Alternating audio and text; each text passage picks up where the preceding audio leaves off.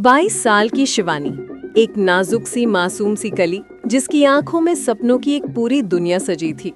आज वो अपने हाथों में शादी की मेहंदी लगवा रही थी, जिसमें उसने बहुत प्यार से लिखवाया था मनोज। शिवानी की सहेलियां हंसी मजाक में उसे छेड़ रही थी। मनोज जीजू बहुत हैंडसम है, मनोज जीजू तो बहुत ही रोमांटिक है। शिवानी का चेहरा शर्म से लाल हो रहा था और ठीक वैसा लग रहा था जैसे बरसात में भीगी गुलाब की पंखुड़ी। लेकिन शिवानी को ये नहीं पता था कि जिस मेहंदी की आज वो खुशियां मना रही है, वही उसकी किस्मत की हथेली पर दर्द की इबारत बनकर उतर रही है। उसे बिल्कुल भी एहसास नहीं था कि मनोज सिर्फ एक नाम नहीं, बल्कि उसकी जिंदगी हिला देने वाला तूफान है। शिवानी अपने दूर दूर के ख्वाब में नहीं सोच पा रही थी कि मनोज नाम का ये इंसान उसकी जिंदगी में उजाला नहीं, अंधेरे का पिटारा लेकर आ रहा है। शादी की शान में कोई कसर नहीं छोड़ी गई। माँ ने अपने गहने और बचत लुटा दी थी।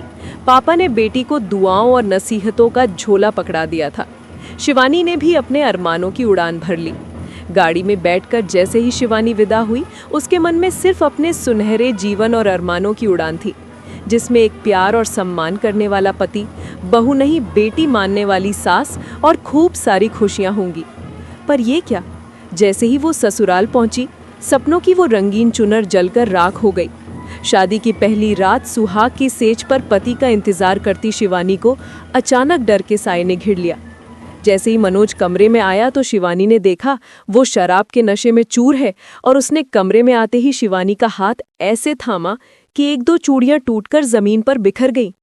और फिर बताने लगा घर के नियम। वो नियम नहीं बल्कि चेतावनी थी। यहां तुम्हारी मर्जी नहीं चलेगी, जुबान खोलने से पहले सोच लेना।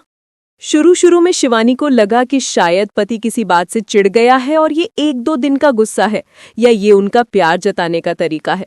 लेकिन वो एक दिन सालों में बदल गया। मनोज की शराब की लत कोई एक दिन की चीज नहीं थी, बल्कि उसके वजूद का हिस्सा थी। मनोज हर शाम नशे में लड़खड़ाते कदमों से घर में कदम रखता और गालियों की बौछार शुरू कर देता। गालियां देते देते कब वो शिवानी पर हाथ उठाने लगता, शायद उसे खुद नहीं पता। कभी बेल्ट, कभी कुर्सी, कभी दीवार से सिर टकराना, कभी गले में उंगली डालकर चुप कराना। हर रात शिवानी बीवी से शिकार बन जाती थी। उसकी सास भी किसी राक्षसी से कम नहीं थी। बेटे को रोकने की जगह आग में घी डालने वाला काम ही करती थी। वो शिवानी को बेटी तो दूर, इंसान तक नहीं समझती थी। उल्टा जैसे ही मनोज शराब पीकर घर आता था, उसके कान भरना शुरू कर देती। आज तो कुछ कहना ही पड़ेगा बहू की बदतमीजियों के बारे में। बस फिर क्या, मनोज अपनी बेल्ट निकालता और शिवानी को मारना शुरू कर देता। इसके बाद रात चीखों और सिसकियों में बीत जाती। मोहल्ले वालों के लिए शिवानी की चीखें अब सड़क पर बजते हॉर्न की तरह हो गई थी। एक बार एक पड़ोसी ने दया दिखाकर पुलिस को भी बुलाया था, तो शिवानी ने फूट फूट कर कह दिया था, नहीं साहब, मैं ही गिर गई थी सीढ़ियों से। उस दिन शिवानी ने अपनी आत्मा को जिंदा दफनाने का काम किया था। क्यों? क्योंकि उसकी माँ ने कहा था, बेटी, इस घर से डोली जा रही है तो उस घर से अर्थी ही निकलेगी। इस सीख के साथ वो हर दिन टूटती रही और शादी को धर्म मानकर अपमान की चौखट पर माथा देखती रही। वक्त बीता और दो फूल खिले, रुचि और गौरवी। पर ये फूल भी शिवानी की जिंदगी में बाहर नहीं ला पाए, बल्कि नए जख्मों की वजह बन गए। मनोज ने बेटियों की पैदाइश पर शिवानी को ऐसे पीटा जैसे उसकी मर्दानगी पर किसी ने सवाल उठा दिया हो। हर दिन शिवानी मार खाती रही और चुपचाप दर्द सहती रही। 20 साल शिवानी ने ये नर्क भोगा। लेकिन उस रात कुछ टूट गया। शिवानी और मनोज की शादी की सालगिरह थी, लेकिन हमेशा की तरह मनोज नशे में धुत होकर आया। शिवानी ने कुछ नहीं बोला और चुपचाप खाना परोस दिया। लेकिन मनोज ने थाली को धक्का मार दिया और चिल्लाकर बोला, नमक ज्यादा है। इसके बाद मनोज ने शिवानी को बालों से पकड़कर घसीटा, मारा और तब तक मारा जब तक उसका जबड़ा नहीं टूट गया। फर्श पर खून ऐसे बहने लगा जैसे पानी। मनोज की इस करतूत को दीवारों ने देखा और बेटियों ने सुना। लेकिन उस रात पहली बार शिवानी ने अपनी बेटियों की आंखों में डर नहीं, सवाल देखा। माँ, कब तक चुप रहोगी? ये सवाल शिवानी की आत्मा में ऐसा तूफान लाया जिसने सब कुछ पलट कर रख दिया। शिवानी उठी और बेटियों का हाथ थामकर घर से निकल गई। शिवानी को नहीं पता था वो कहाँ जा रही है, क्या करेगी, बेटियों को कहाँ लेकर जाएगी।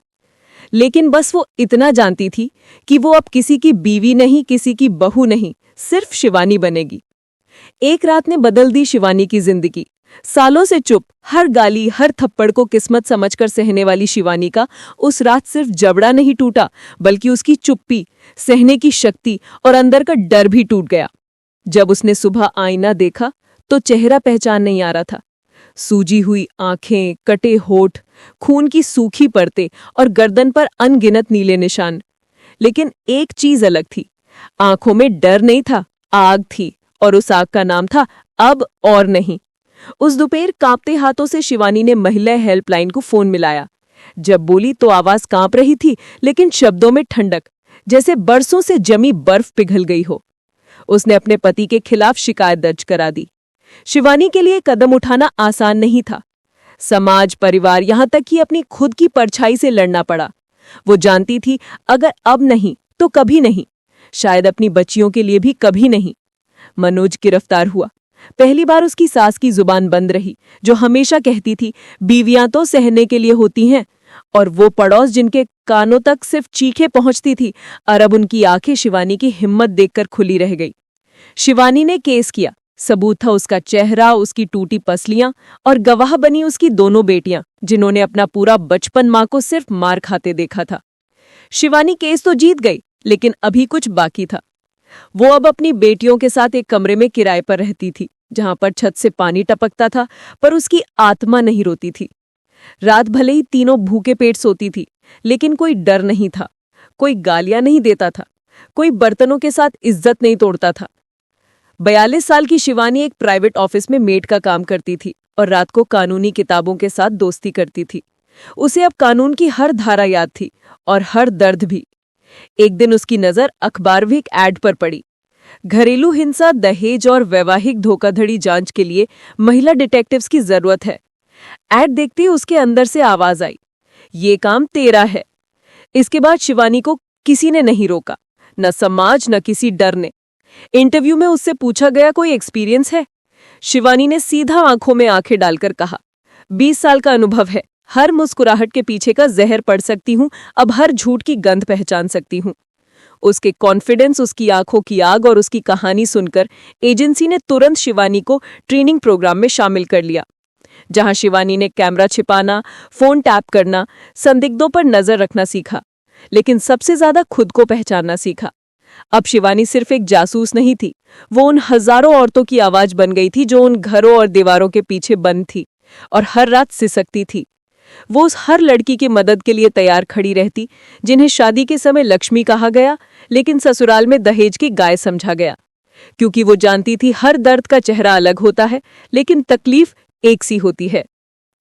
शिवानी की कहानी तो यहाँ खत्म हो गई, लेकिन ऐसी कई कहानियां हैं जो हमें अपने आस पड़ोस या परिवार में सुनने को मिल जाती हैं, जहां औरतें सालों साल पति और सास ससुर का जुल्म सहती रहती हैं, लेकिन बस इसलिए चुप रहती हैं क्योंकि उनकी माँ ने भी यही सब सहा है और सीख देकर भेजा है कि यही औरतों की जिंदगी है। लेकिन आज हम 21वीं सदी में हैं, जहां किसी भी काम में महिलाएं पुरुषों से पीछे नहीं है, तो फिर किस लिए किसी की गालियां, मार और जुल्म सहना है? और अपने लिए खुद आवाज उठाएं, क्योंकि जो खुद की मदद नहीं कर सकता, उसकी भगवान भी मदद नहीं कर सकता है। शिवानी की कहानी यहाँ खत्म होती है।